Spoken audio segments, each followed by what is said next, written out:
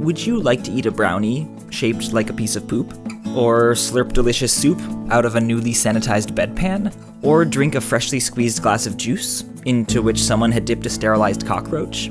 Perhaps unsurprisingly, when actually put in these scenarios, most people turn them all down, even the brownie. That's because even though these snacks are perfectly safe to eat, human brains are built to trigger powerful feelings of disgust at even the slightest suggestion of contamination. Humans probably evolved to be easily disgusted because it saved us from eating nasty stuff like spoiled food and feces. Even now that we have rational ways of figuring out what's safe, disgust still makes some of our decisions for us, even some fairly big decisions. Take the drought-prone Tri-Valley area of Northern California, which in the late 1990s built a multi-million-dollar water plant that used reverse osmosis to recycle sewage water into drinking water. It wasn't an untested idea. Water recycling plants in Namibia, Singapore, and even Southern California had been churning out clean, potable water for years using the same technology.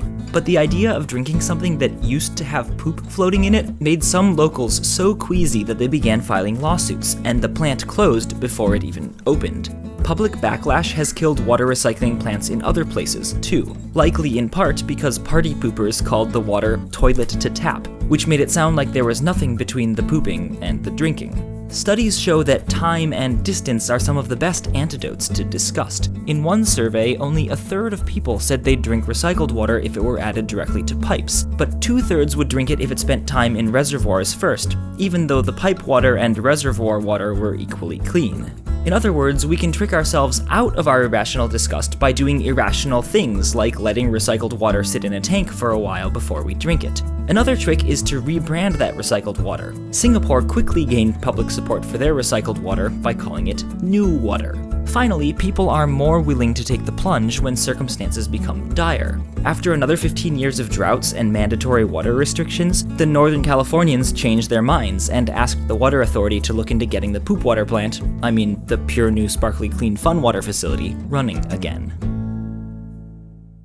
Hey, this is Henry. I'd like to thank Audible.com for supporting this video. Audible is a leading provider of audiobooks including fiction, nonfiction, and periodicals. A book you might enjoy is Nudge by Richard Thaler and Cass Sunstein, which opened my mind to some of the hidden reasons why we do or don't succeed in making changes in our lives or in society. Like, getting people to stop drinking poop water and start drinking pure, clean, new fun water. You can check out Nudge or another book of your choice for free with a free 30-day trial at audible.com/MinuteEarth. Again, that's audible.com/MinuteEarth.